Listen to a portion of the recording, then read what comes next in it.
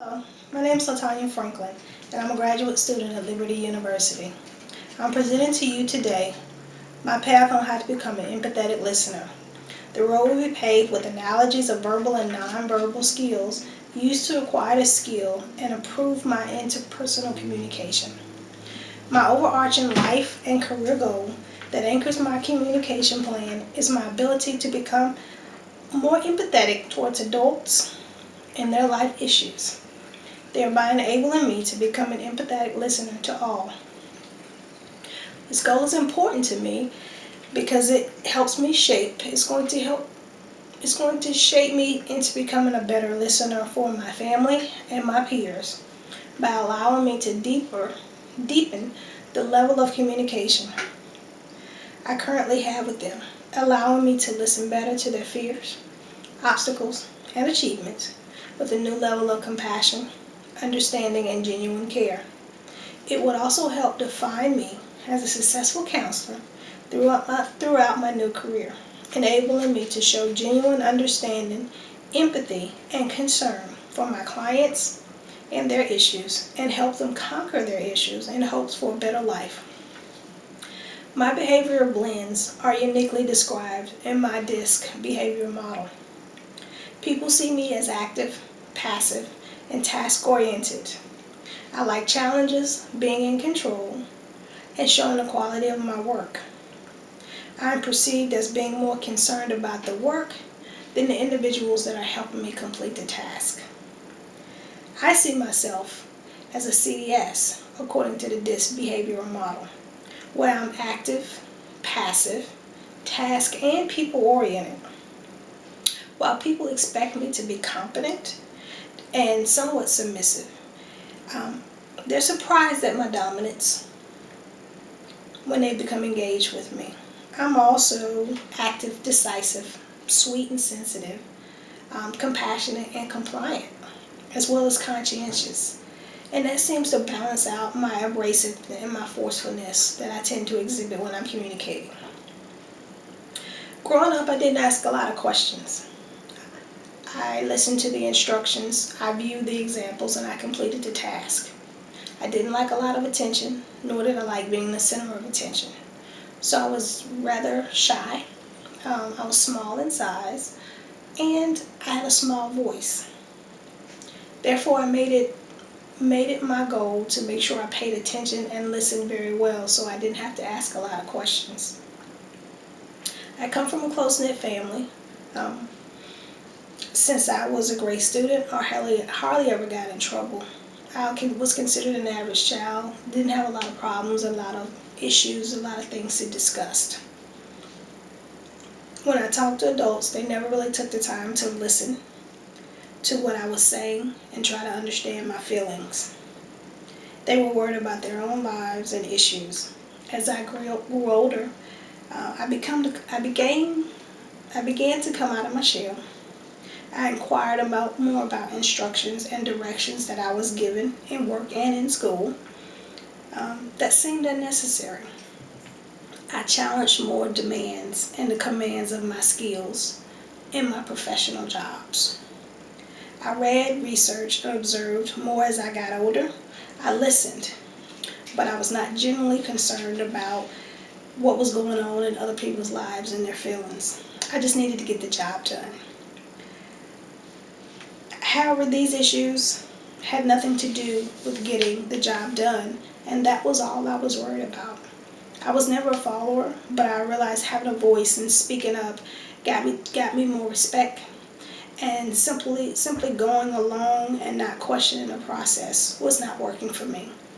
This also made my voice stronger and my size to appear giant-like, as my intelligence became my shield and it opened a lot of doors for me. I did not defy authority and become disrespectful.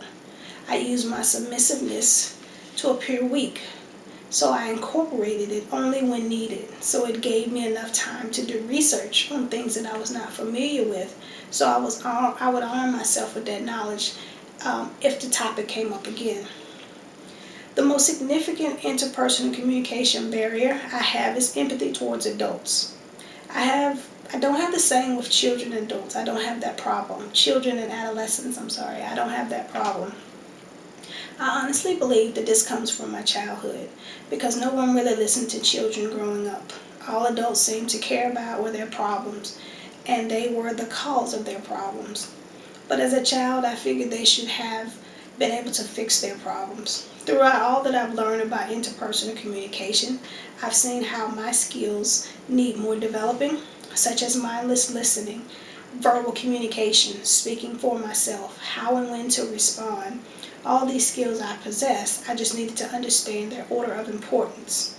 I honestly don't think it has a negative impact on my relationships because I choose them carefully, but it does hinder the type of relationships I do have because I tend to want to insert my experiences into most of my conversations. My nonverbal expressions tend to give away exactly what I'm thinking while someone else is talking, and not always in a positive way. I tend to lose focus with the speaker when I hear complaining or what I consider misguided blame and non accountability from the speaker.